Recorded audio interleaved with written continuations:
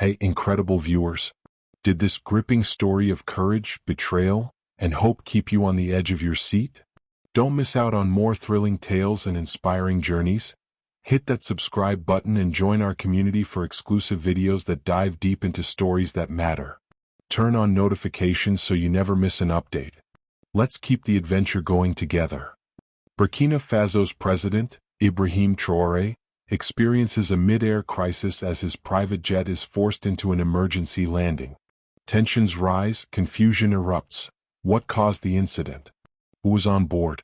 This video unpacks the full timeline, eyewitness accounts, and the shocking aftermath that no one saw coming. The private jet sliced through the quiet West African sky. On board sat President Ibrahim Traore, heading to a confidential meeting meant to bring peace between two neighboring regions. It was a delicate mission.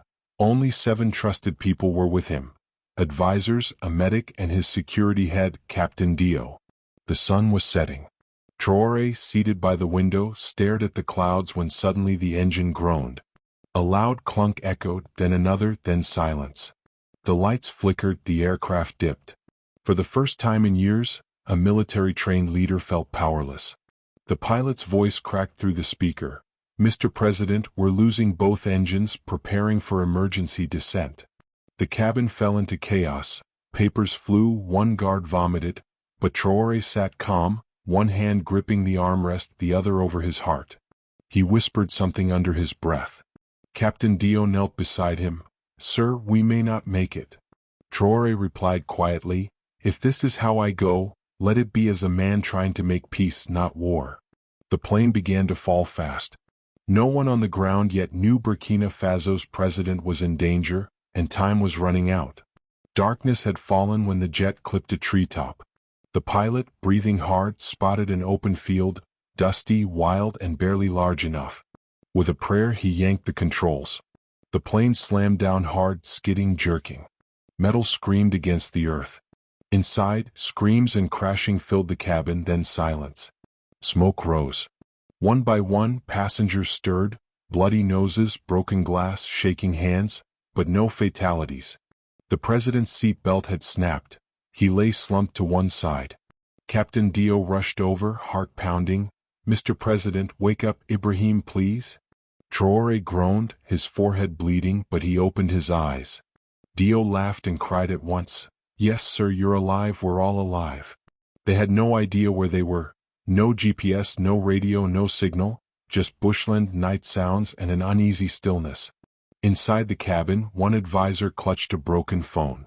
The outside world still thought they were in the sky. And that's when they heard it. Footsteps from the bush, several of them, unfamiliar, uneven.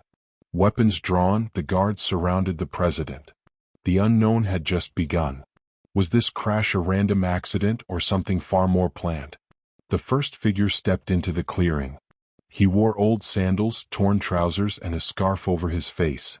Behind him, more emerged, young, silent, eyes glowing in the dark, weapons slung across their backs.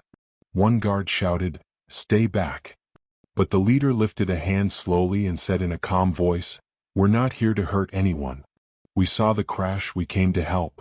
Tense silence followed. Traore stood, leaning on Dio's shoulder, his voice, though weak, steady. "Let them speak." The stranger removed his scarf. He couldn't have been older than 25. "My name is Issa. We are villagers, hunters. You fell near our land." Dio whispered, "Could be a trap." Traore answered, "Or it could be mercy." The men lowered their guns. Issa led the way, guiding them to a nearby abandoned shed. They carried the president gently, wrapped his wound in a child's shirt, and gave them water from a clay pot. One girl, no more than 9, held Traore's hand all night. As the group finally rested under the stars, no one knew that back in the capital, news had broken. Presidential jet missing, location unknown. Panic was about to sweep the nation. In Ouagadougou, the news hit like thunder. Presidential jet missing, last contact 1842 Greenwich Mean Time. The airwaves exploded with panic. Rumors swirled. Was it an attack, a betrayal, a mechanical fault? Inside the presidential palace, the emergency committee gathered. Ministers paced, generals barked orders. The military chief clenched his fists. If President Traore is dead, this country could fall into chaos. But one person didn't panic. Awa, a young journalist with a small online blog. She remembered the president's last words during a recent interview: Burkina Faso must be held by love, not fear. Awa began a live update thread, choosing truth over hype. We don't know what happened, but we know who he is. A man of peace, a leader who listens. Let's not spread fear, let's pray and wait. As her words spread, thousands joined her. Back in the village, unaware of the chaos, Traore sat by the fire, surrounded by villagers. A woman gently touched his shoulder. We don't know who you are, sir, but your eyes, they carry the weight of a people. He smiled weakly. You're not wrong. The president of Burkina Faso was learning humility in silence while the world held its breath. Morning broke over the forest clearing. The president, sore and bruised, helped an elder stir millet porridge. No one treated him like royalty, and somehow that comforted him. Meanwhile, back in the palace, Captain Dio's assistant discovered something strange in the jet's black box logs. A corrupted flight signal scrambled shortly before the engines failed. An inside job? Sabotage? He rushed to share the data but was stopped by a mysterious man in a suit. You're asking too many questions. Stay silent. The assistant slid a small envelope into his boot and walked away, trembling. That night, the president sat with Issa, the village youth who had first helped them. You risked your life for strangers, Traore said softly. Issa replied, My father died in a war started by lies. If helping brings peace, I'll do it again. Traore reached into his pocket, removed a small notebook and scribbled something. A message. He handed it to Issa. Keep this. If something happens to me, give it to your local leader. They'll know what to do. Outside, the wind howled, and somewhere, someone didn't want him to make it home alive. The peace didn't last long. Just after midnight, flames erupted near the edge of the village. A hut caught fire, then another. Panic, screams, children ran barefoot, women threw sand on the flames, and men grabbed anything they could to stop the spread. Traore, despite his injuries, limped forward to help. Bring water, form a line. His voice cut through the chaos with calm strength. Issa's younger brother was missing. The boy had gone to fetch water minutes before the fire started. Captain Dio dashed into the smoke without hesitation. I'll find him. Minutes later, Dio emerged, holding the crying child in his arms, both coughing, covered in ash. The villagers stared in awe, not just at the bravery but at the unity. They still didn't know who Traore truly was, but they saw a man who didn't hide behind guards, a man who stood beside them when it mattered. Later, a quiet whisper passed between two elders. This stranger, he carries himself like a king. And far beyond the trees, hidden eyes watched. Not everyone was pleased the president was still alive. The next move would shake everything. Morning mist rose gently over the burned village edges. The smell of smoke still lingered in the air, but the people had survived, thanks to the bravery of strangers. The president, resting under a baobab tree, was approached by the village chief. You saved us, the old man said, but there is more behind your eyes. Who are you really? Traore hesitated. 4 days he'd hidden his identity, not out of fear but to feel what his people felt, to walk without titles, to be human. He stood slowly and faced the villagers. My name is Ibrahim Traore. A silence fell. Some blinked, others gasped. The chief's walking stick slipped from his hand. You're the president? Awa, the young journalist watching via a video link from a soldier's satellite phone, broke down in tears on her live stream. He's alive and still with the people. The whole country began to breathe again. But unknown to them, a powerful group in the capital wasn't happy about his survival. His return could expose everything. We need to finish what we started, a voice in a dark office whispered, before he speaks. Far away in Ouagadougou, Awa's live stream had now reached over 2 million viewers. She had become the voice of calm in chaos, and her feed was the only real link between the president and the outside world. He's hurt, but alive. The village saved him. But then the screen went black. Her office was raided, laptops smashed, cables cut. No more updates, a man barked. From now on, the narrative is ours. Awa was dragged into a small room. Meanwhile, Issa, the young village boy, clutched the note the president gave him. Traore called Issa over. "Can I use your radio?" The village's old wartime radio crackled to life. Static, then voices. Traore pressed the button and said 5 words. "This is Ibrahim Traore speaking."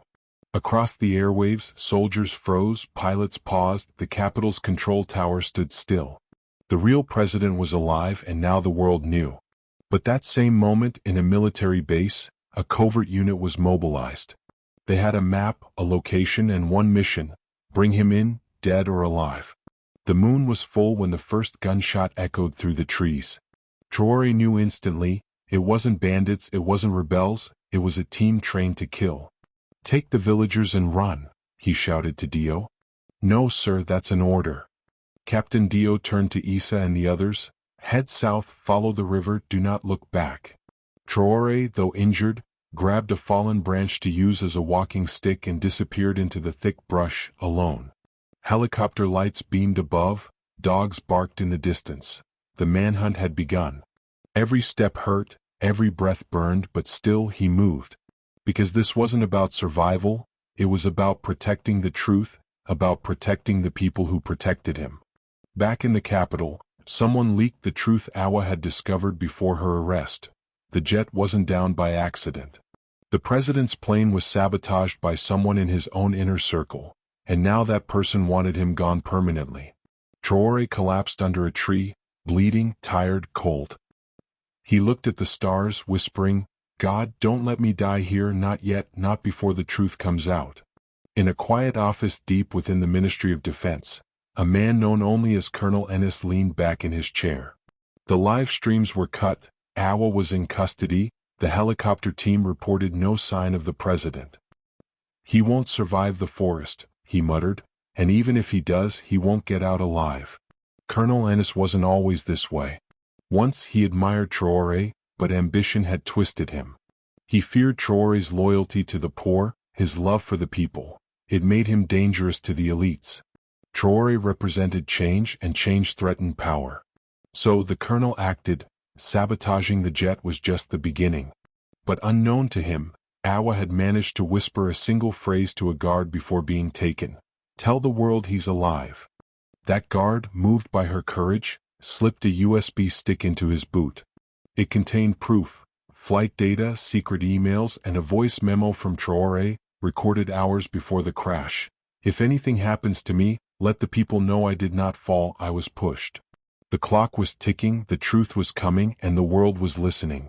In a dusty cell beneath a government facility, Awa lay on a thin mat, bruised but burning with determination. She thought of her father, who died during a protest years ago, whispering, "Speak even when your voice shakes." That memory gave her courage. At night, a young female soldier slipped into her cell.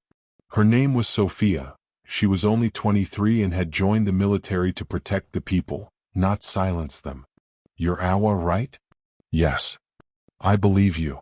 Sophia had seen the footage before it was deleted, had heard the president's voice over the radio, and in her heart she knew this wasn't just politics. This was betrayal of the nation. "There's a safe number," Awa whispered. "My cousin in Ghana, he can get the files out." The next morning, Sophia smuggled the USB stick in a teacup and disappeared. By afternoon, a Ghanaian journalist tweeted, "Breaking. New files suggest President Traore's jet may have been sabotaged. Chaos, pray for Burkina." The hashtag trended worldwide within hours. Suddenly, news agencies, leaders, and citizens were demanding answers. But back in the forest, President Traore could no longer walk. He collapsed again alone. And then a voice, "Mr. President, is that you?" It was Issa, the same 12-year-old boy President Traore had ordered to flee with the villagers. But Issa didn't run far. "I couldn't leave you behind," he said, eyes wide with worry. He had followed the footprints, the broken branches, the torn cloth stuck in the thorns. Now Issa knelt beside the bleeding president, offering a folded cloth and a bottle of stream water. "I brought this and this." "Why?" Traore asked, barely able to speak. "Because my father said a man who defends the weak must never be left behind." The president tried to smile through the pain. Issa helped lift him onto his back, struggling under the weight. "I'm not strong," Issa said, gritting his teeth, "but I'm brave." Hour after hour, the boy dragged, pulled, and carried the president through the underbrush, following a path only he knew.